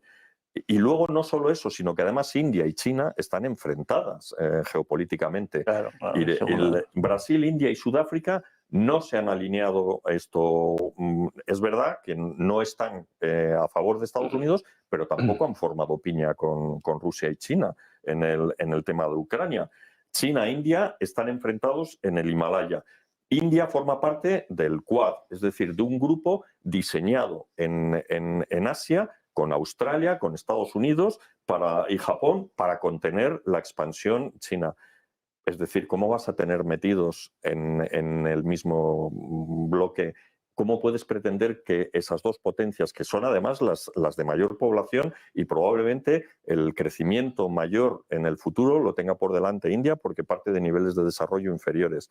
Bueno, pues evidentemente ahí tenemos un problema de gobernanza que los europeos conocemos muy bien. Los europeos somos países muy homogéneos, cultural, política y económicamente, y sin embargo es una jaula de grillos. Entonces, pues los BRICS no creo que tengan una apuesta. O sea, lo que han hecho, y se ha destacado aquí, son una alternativa y lo que tienen, y tienen ciertas posibilidades de conseguir, es una alternativa, un poder alternativo financiero a la actual hegemonía del dólar.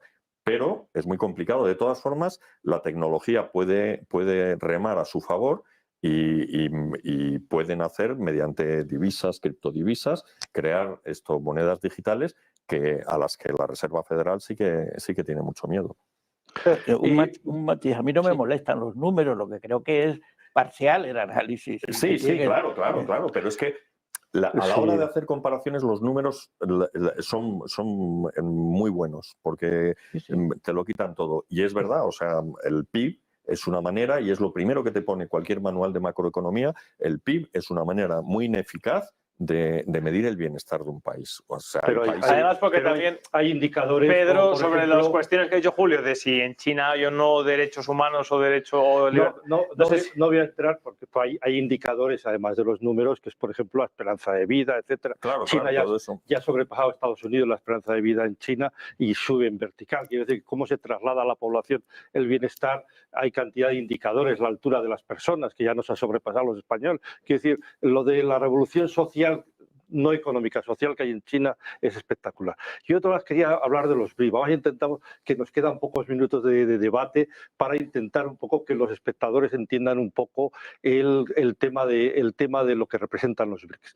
Yo creo que sí que están planteando un modelo alternativo, y es un modelo en el que los países en el mundo se pueden entender a pesar de tener diferencias políticas, de tener diferencias territoriales, como Miguel exponía, de China y la India, de tener diferencias culturales, como pueden ser los países árabes con los países no musulmanes. O sea, el mundo es posible que se entienda, y los países es posible que se entiendan, sí, teniendo diferentes culturas, diferentes intereses, y sobre la base del respeto mutuo, y plantear estrategias y políticas que beneficien a todos y no al más poderoso. O sea, tenemos un mundo donde son los más poderosos los que imponen unas reglas que hacia los países del sur, que perjudican a los países del sur en beneficio de los países occidentales. Esto es una estrategia de los países del sur, que sería la otra característica. Los BRICS, de alguna forma, lo que están uniendo es a los países del sur, y intentando generar un modelo de respeto, y a pesar de las diferencias ideológicas, culturales. Yo creo que este es el gran cambio. ¿Qué posibilidades hay de que esto prospere o que esto fracase? Porque es una experiencia muy difícil. Es una experiencia muy difícil que no conocemos en la humanidad en los últimos 5 siglos. Pero ahí hay cosas. El balance de poder lo hemos conocido mucho. Pero y ahí ya hay sabemos cosas el resultado que da. Es decir, solo hay dos opciones, o uno dominante o balance de poder. Pero y en no los hay BRICS- otra. Yo también quiero pedir la palabra para exponer yo esto, porque esto es una ideología también. Que esa es la clave, y entonces lo que uno cabe pensar es qué posibilidades tiene de éxito esta formulación. Quiero decir, esto pues, se puede pensar, esto está condenado al fracaso por todas las diferencias que has puesto, Miguel, o lo que está generando es un polo de atracción de los países del sur de querer participar. Voy a plantear, Pedro, el último tema, que es qué tan poderosos son realmente los BRICS, porque efectivamente saben ustedes que la capacidad económica es una proyección de lo que uno puede políticamente en esa lucha de poder. ¿Qué hay realmente respecto a lo que los BRICS pueden ofrecer en el mundo en clave de poder? Efectivamente hay una correlación siempre entre la geopolítica, la política internacional y el modelo económico, sobre todo lo que sería un acuerdo económico entre diferentes países, la Unión Europea, el G7 y en este caso los BRICS. Plantea un modelo en el cual, no quiero adelantarme al último punto, pero bueno, sea atrayente para los países el pertenecer a ese club por la capacidad que tienen a nivel político también de ofrecer una alternativa a lo que hemos vivido en las últimas décadas, que es el hegemón de Estados Unidos, la OTAN, etcétera, etcétera. Julio, déjate. Bueno, yo creo que para algunos países, en algunos casos puede ser atractivo, pero para países que están en una fase muy baja de desarrollo. A mí me parece que, respondí un poco a Pedro, ¿no? A Pedro, no importa tanto que vaya a ser un fracaso o no, la necesidad de que nos entendamos con criterios distintos, sino en cualquier caso vale la pena intentarlo. Claro. El problema es que no nos podemos engañar, porque, vamos a ver, Rusia tiene una situación tan violenta como la que se puede discutir sobre Estados Unidos, aunque eso habría que matizarlo, en todo su internet alrededor, y respuesta de eso es la invasión de Ucrania, que le impidió tomar una decisión distinta que la que ellos pensaban. China la tiene respecto a Taiwán. China ha intervenido en Vietnam y en Birmania en un momento de su historia porque entendía que sus intereses nacionales estaban amenazados.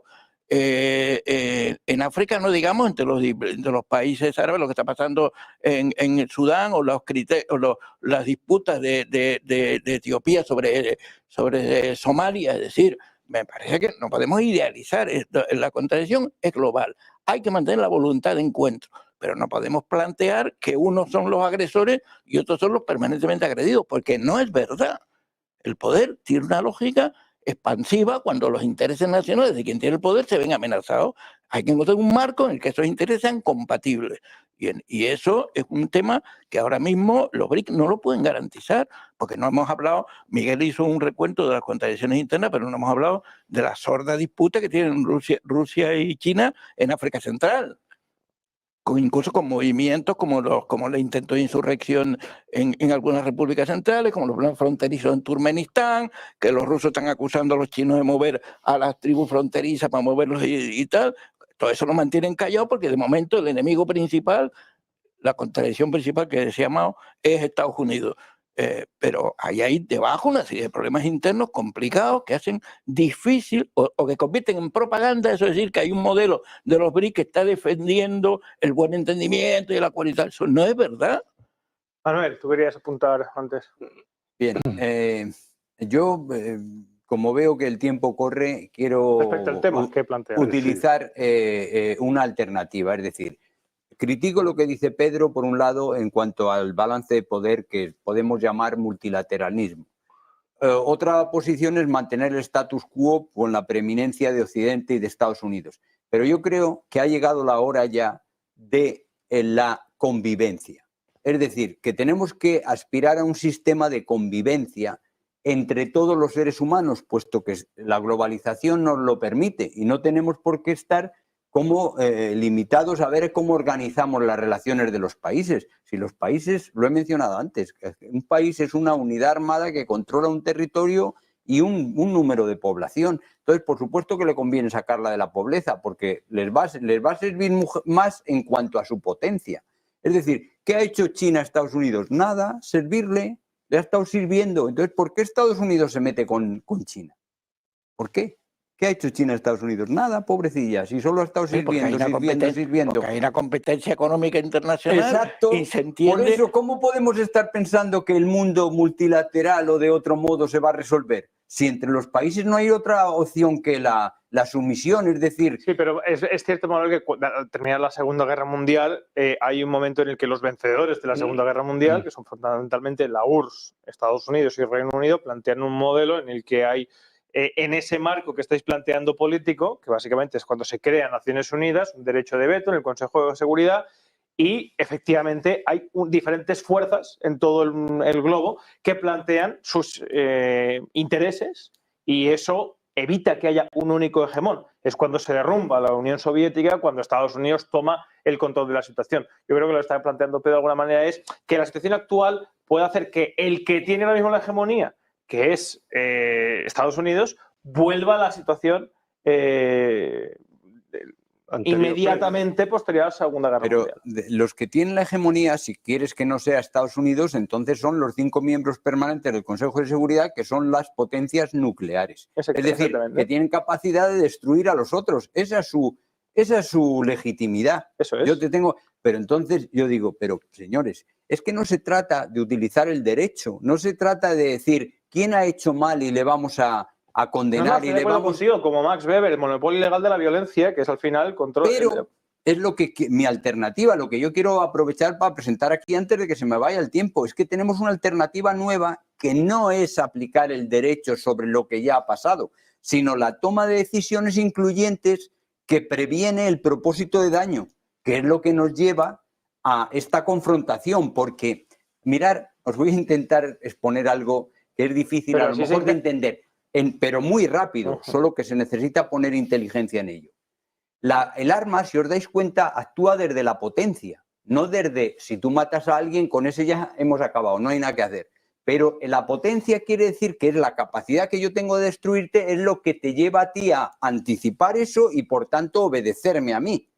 Y yo entonces lo que te quiero es quitar tu voluntad, de que para que tú no te armes y yo sea el que decida, porque si no vas a decidir tú por mí, no hay otra opción, no nos da otra opción. Pero eso puesto aparte, que no es ni siquiera lo interesante es que actúa desde su potencia. Y si actúa desde su potencia, actúa desde su existencia. Y si actúa desde su existencia, actúa desde antes de que el ser humano apareciese, y eso es lo que somos, organizaciones armadas. Eso ya existe, que se llama destrucción mutua asegurada, la capacidad de cada uno de los bloques de destruir al otro, la disuasión. No me has entendido bien. Lo que quiero decir es que los humanos tenemos que establecer un sistema de toma de decisiones incluyente, que incluyente quiere decir unánime. Las tomamos todos juntos y estamos todos de acuerdo. Bueno, ¿Por qué no vamos no. ¿Qué problema hay el resolver el cáncer, el ir a la luna? Sí. Manuel, te honra tu buena voluntad, pero me parece que hay un fondo de ingenuidad. Eso como cuando el Papa llega a un conflicto y dice tenéis que poneros todos de acuerdo porque hay que lograr la paz.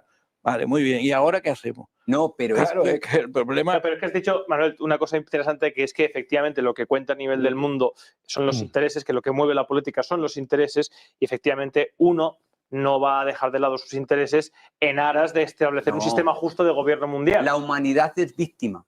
Lo que tú llamas intereses es lo que yo he querido mostrar antes, que los estados son armas. Realmente los humanos servimos al arma, unos arriba y otros abajo, porque es así como el arma nos organiza. Pero como organiza el ejército, organiza el Estado. ¿Y tú por eso digo, la humanidad todos víctimas, iguales. Tú, yo y todos los demás.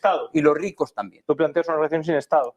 No. Yo planteo un sistema, una república, que por cierto es algo que los cosmopolitas proponen, que Kant propone, que Mozi en China propone, que es la toma de decisiones incluyente, que tú haces público lo que tú vas a hacer. Por lo tanto, no puedes hacer algo público que sea para dañar a otro, porque ese no va a ser, ya no es incluyente. ¿Dónde pones los límites del sujeto colectivo para definirlo? El sujeto colectivo es la humanidad, porque es que participamos con la razón todos. Sabemos lo que es malo, lo que es bueno. Si los globalistas defienden eso precisamente, la supresión de los estados y en aras del beneficio común y el humanismo. Los estados no es el arma, lo que no se puede hacer algo para dañar, porque es para dañar. Eso sí se sabe. Pero ¿qué es el Estado? Yo no sé lo que eso es verdad, pero los hombres desde que salieron de la caverna, y probablemente antes, empezaron a enfrentarse y a dotarse de fuerza para imponer sus intereses. Los estados al final son un reflejo... es el arma, que no da opción, que la sumisión... El hombre es egoísta y tiene que tener algunos límites de egoísmo y alguna libertad para tomar decisión y llegar a lo que otros han llamado el contacto social, etcétera, una especie de equilibrio, pero los intereses son humanos. Y el ser humano es una víctima terrible. Miguel, y disculpe, voy a sacar ya el último tema en concomitancia con lo que estamos hablando, y le dejo a Miguel y ya, que es precisamente, pues como saben, el último bloque, alternativas y sobre todo la gran pregunta. ¿Europa y España tendrían cabida en el siglo XXI dentro de los BRICS, si es que existe o hay algún modelo o algo que pueda atraer? Porque hay en datos, efectivamente, sean buenos, sean malos, yo saben ustedes que nunca juzgo los datos por buenos o malos, hay otras cuestiones que se pueden juzgar en beneficiosas o perjudiciales, pero lo cierto es que efectivamente Europa está perdiendo un tren fundamental, que es el tren de la tecnología, una macro regulación, se regula 10 veces más que en Estados Unidos. La situación está bastante estancada, por lo menos en nuestros países dependientes de un Banco Central Europeo, países que están recurriendo a la inmigración masiva para solventar serios y graves problemas demográficos. ¿Los BRICS tendrían alternativas para resolver alguno de estos problemas? ¿España puede coger el tren de los BRICS? ¿Qué puede plantear? ¿Qué puede ofrecernos? Hombre, los BRICS, de momento, lo que plantean es una alianza de descontentos con el orden internacional. No plantean lo que dice Manuel, que me parece muy bien, pero que es un poquito ingenuo. Está bien, Kant lo planteó y, de hecho, la Sociedad de Naciones, en su primera formulación, iba a ser muy parecido a lo que pretendían los ilustrados.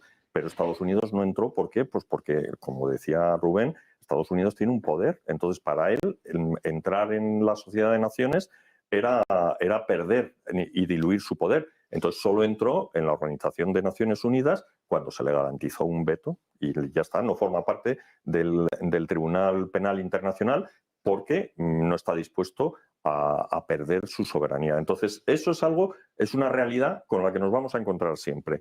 Entonces, dadas esas realidades tan desagradables, pero que forman parte del mundo en el que nos movemos, ¿cómo estaría el mundo mejor organizado? Tengo miles de respuestas, pero solo una te daré. Venga. Vale, esa sociedad de las naciones que tome por primer objetivo el desarme total. Vale, lo estás acabando de arreglar. Hemos acabado. Lo estás acabando de arreglar. Ya se acabó ahí cualquier tipo de solución. Van a renunciar. Estabais continuamente a lo largo del debate diciendo ¿por qué se mete Estados Unidos con China? Vamos a ver, China está llevando a cabo una de las carreras armamentísticas mayores de la historia de la humanidad. Probablemente en términos absolutos sea mucho mayor que la de Alemania en los años que llevaron a la Primera y luego a la Segunda Guerra Mundial. La cuarta parte de gasto que Estados Unidos. La cuarta parte de gasto que Estados Unidos. Me da igual. Esa carrera armamentista, igual que pasó con Alemania en la Primera Guerra Mundial, Inglaterra no iba a tolerar que Alemania se armase. Porque ¿para qué hace maniobras alrededor de Taiwán China? De todas formas, únicamente. No, Pedro, contéstame. ¿Para qué hace maniobras alrededor? Para evangelizarlo también y para... Yo quería contestar a la pregunta... Y para llevar la paz mundial. No, y lo último... Pero eso puede ser disuasorio también, Miguel. Más que para prepararte para un ataque. Bueno, pero es disuasorio, yo creo que disuasorio sería la diplomacia. A mí lo que me ha preocupado son las maniobras nucleares de la OTAN de estos días. Quiero decir yo, esto ha sido un salto cualitativo. Pero unos meses después de las mayores maniobras rusas de la Guerra Mundial. No pongamos lo blanco del lado de los chinos y lo negro.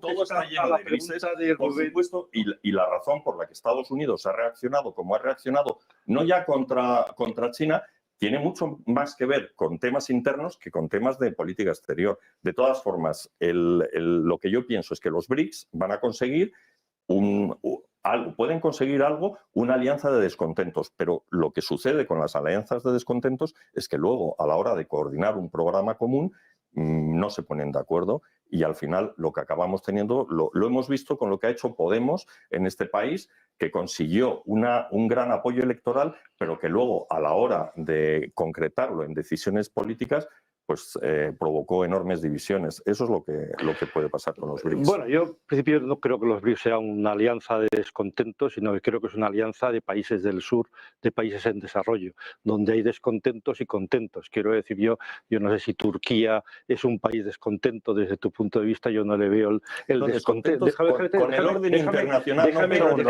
insistes en interpretarme. Te agradezco que no me interprete porque ya estoy yo para interpretarme. Un segundo, Miguel.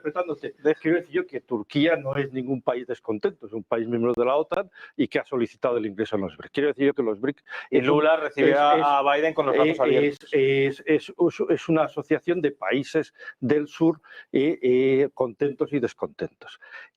La pregunta sobre España, yo creo que si no... Europa, sí. España y Europa. Yo creo que España y Europa, el papel que sobre tienen... todo lo digo también en Europa, porque hay ciertos países de Europa, entre ellos Hungría, que están diciendo, oiga, yo creo que lo que está provocando esta situación de que se cree esta asociación de países del sur es el bloqueo de las instituciones que está haciendo Occidente, sobre todo Estados Unidos. Estados Unidos ha bloqueado la Organización Mundial del Comercio porque impide la renovación de los órganos de decisión de los conflictos, con lo cual está muerto. Que si el país que ha sido defensor del libre comercio ahora está imponiendo el proteccionismo, está impidiendo que la Organización Mundial del Comercio ponga orden y además mantienen un control, que ya lo hemos comentado antes, absolutamente anómalo sobre el Fondo Monetario Internacional y el Banco Mundial. Lo que tiene que hacer Europa es quitar eso, que es decir, que haya una gobernanza de las instituciones que ya existen en el mundo, que sea democrática y en la que tengan cabida todos los países del mundo. Ese día se ha resuelto. Yo creo que el papel de Europa y de España no es entrar en los BRICS, es decir, señores de Estados Unidos, señores europeos, tenemos que actualizar la situación del Fondo Monetario Internacional, del Banco Mundial y de la Organización Mundial del Comercio a la situación real del mundo, en que nosotros solo somos el 18% del mundo y queremos imponer al otro 82% nuestro punto de vista, y tenemos que ser capaces de aceptar la opinión y el voto de todos los países. Ese día se ha desactivado todo el problema. O sea, yo creo que el papel de Europa no es entrar en los BRICS. El papel de Europa es reformar las instituciones económicas financieras mundiales para hacer un mundo justo. Que tenemos un mundo injusto donde un puñado de países occidentales quieren imponer con normas atípicas y no éticas al resto del mundo su poderío, y no quieren aceptar la democracia que están de palabra defendiendo. La democracia es aceptar la opinión de todos, el voto de todos. En ese momento se resuelven el 98% de los conflictos. Pero hablas de países que están dirigidos por la deuda, al final. No, pero quiero decir yo que Estados Unidos no va a dar ese paso, pero Europa debería darlo. Esperemos que... Hay una última pregunta, pero no sé si queréis hacer alguna matización o alguna apreciación sobre lo que ha dicho Pedro. No, que yo creo que el que China imponga la democracia al mundo lo veo un poquito Bueno, de hecho, yo no creo que China imponga nada a nadie.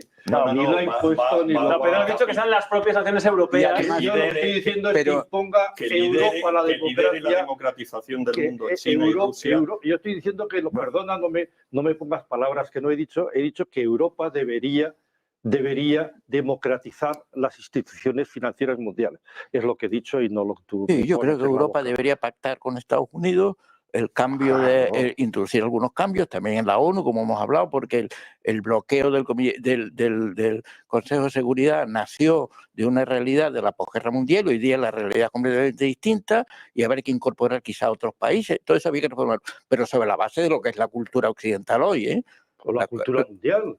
¿Por qué no respetar toda la cultura mundial y no solo porque la europea?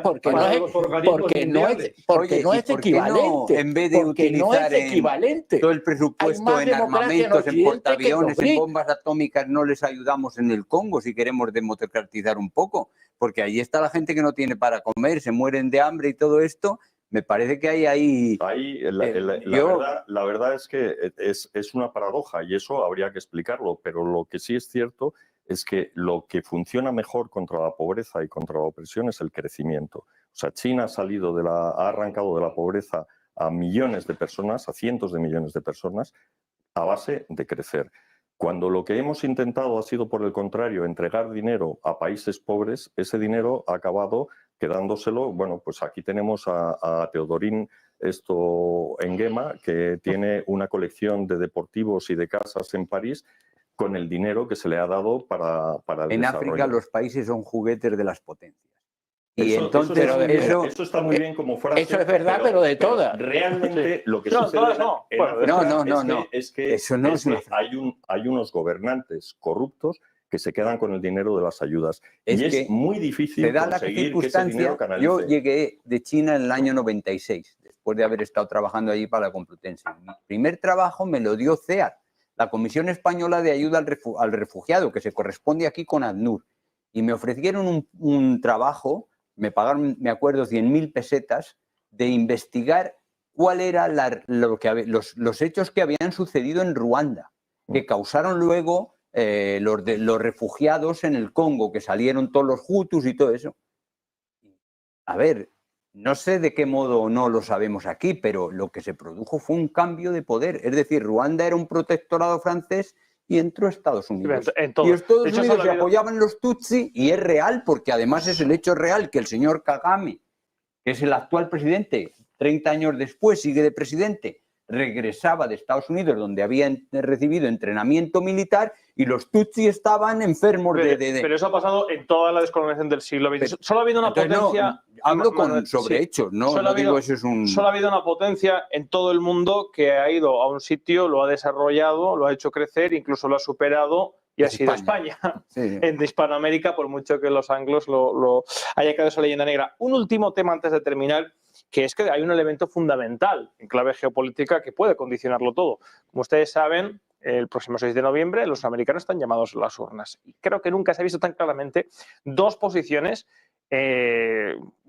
tan enfrentadas respecto a la geopolítica y al papel de Estados Unidos en el mundo. No significa que Trump, desde luego, sea una hermana de la caridad, pero Trump sí que considera que hay que recuperar algo anterior a la Segunda Guerra Mundial, la primera, que es la doctrina Monroe, la América para los americanos, la America First, que requiere de centrar los estímulos económicos en la industria, y sobre todo en la industria de producción, de fabricación, para que haya una verdadera clase media, un saneamiento y un verdadero motor de riqueza, cuando Estados Unidos a principios del siglo XX pues era el principal productor de automóviles, de neveras, en todo el mundo, etcétera, etcétera. ¿Puede la elección de Donald Trump, si finalmente, como parece que las encuestas dicen ya, hay una distancia ya abismal entre Trump y Harris, Si Trump llega a la Casa Blanca, ¿puede eso suponer dos paradigmas? Uno, o bien que Estados Unidos ceda la hegemonía para convertir todo lo que ha sido el tejido militar industrial en una nueva industria, o que efectivamente Trump se congracie con Rusia, porque uno de los puntos fundamentales totalmente contrarios entre los demócratas y Trump, o decir los republicanos, es no considerar a Rusia como una enemiga y que eso haga que de manera natural, como ha pasado, China y Rusia se distancien. ¿Creen ustedes que puede pasar si Trump finalmente llega a la Casa Blanca? Yo no lo tengo muy claro porque hay que basarse en la experiencia de Trump, no en lo que dijo y en lo que gritaba y en sus gestos, sino en lo que hizo realmente. Yo creo que... No meterse en ninguna guerra. Eso es lo primero. Sí, efectivamente, El pero único. claro, no meterse en ninguna guerra, pero eso que él valora Eso lo decía como... también Bush. Claro, eso que él Sí, pero valora... él lo pero hizo. Trump lo hizo Trump lo realmente. Claro, pero es bueno no meterse en ninguna guerra. Hablemos claro, es bueno. ¿Por qué deja que se pudra la situación de Siria como se pudre? Si solamente es para ayudar, como decía el líder de la mayoría republicana, Mitch McConnell, en la Cámara de Estados Unidos, al tejido militar industrial, que además es el que está detrás de financiar fundamentalmente a los políticos que llevan gobernando, como los Clinton, los Obama, los Biden, los Blinken, Nuland, etcétera, etcétera. Yo creo que sí. ¿Por qué no invertimos la situación? ¿Por qué no Sobre todo si llevamos ya 2 millones de muertos en Ucrania. ¿Por qué pero ¿por qué siempre pensamos que las guerras son producto de los planes conspiratorios de la industria y no es que ocurre unas guerras con problemas irresueltos de los cuales se nutre la industria para hacer negocios? Son distintos. No, totalmente. Son totalmente distintos. Entonces, las guerras no son productos de los complejos militares industriales de los dos lados. Son productos de conflictos no resueltos que se van pudriendo y de ahí se nutren las industrias de todos los lados. Consecuencia de los países que inician la guerra, que las últimas 200 guerras todos sabemos quién que llevamos en los últimos 40 años. No, pero todos sabemos quién. Entiendo lo que dice Julio, porque por ejemplo en Ucrania, si se hubiera planteado un pacto de seguridad y neutralidad en vez del Maidán, todavía no sabemos quién disparó desde esos edificios y mató a 100 personas en la plaza del Maidán, no hubiera habido guerra civil y por lo tanto todo lo que vino después. En todo caso, creo, y termino, contesto a tu pregunta, yo creo que Trump tiene una idea en el fondo del viejo realismo político de Kissinger y va a intentar resolver los problemas a su manera chapucera, si quiere y tal, va a intentar ponerse de acuerdo con Putin y obligar a Ucrania a ceder para que se distienda ahí la situación y probablemente también facilitará una mayor presión sobre Taiwán para que no crezcan los conflictos con China. A mí eso me parecen dos malos resultados. Pero porque Trump sí identifica el enemigo de Estados Unidos como China y considera, como decía Kissinger, efectivamente que fastidiar a Rusia en Ucrania es lanzar a Rusia a los brazos de China. Eso fue lo de Kissinger fue producto de una situación concreta que se daba. Yo creo que es imprescindible que Putin no gane en Ucrania, desde mi punto de vista, sería un desastre para Europa.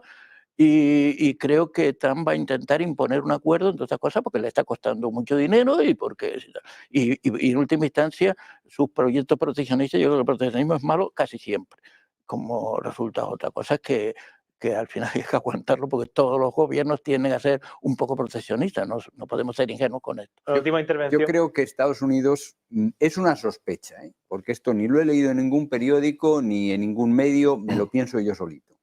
Tiene un gran problema. Tiene una inversión militar enorme, prácticamente todo el mundo sabe que es como la mitad del presupuesto militar mundial y en mi opinión está por detrás de las otras potencias, militarmente, por el desarrollo que ha sido de los misiles hipersónicos. No los pueden detener. Es decir, los adversarios de Estados Unidos tienen una ventaja militar que en este momento tienen superioridad militar sobre Estados Unidos. Y eso yo creo que, por eso Estados Unidos, la carta que tiene que jugar en realidad es la económica, la del dólar y las sanciones y lo demás, porque realmente está... Y eso es una mala gestión horrible que ha tenido y que ya se detecta lo mal que huele todo el sistema militar industrial de Estados Unidos con unos sobrecostes enormes. Es si Trump puede cambiar la situación. No, lo que sucede es que Trump va a tener que asumir esta situación y decir, me voy a centrar en la economía porque yo, si en realidad no tengo opciones de ganar guerras. Miguel. No, yo creo que respecto del tema económico, ¿va a reindustrializar? Bueno, ese barco ha salido ya. Lo que está pasando en Estados Unidos es consecuencia del progreso tecnológico y me temo que la fuente de riqueza en el siglo XXI ya no es la manufactura como lo fue en el siglo XX y como lo fue en el siglo XIX. Ahora estamos en otra pantalla y eso no lo va a cambiar Trump.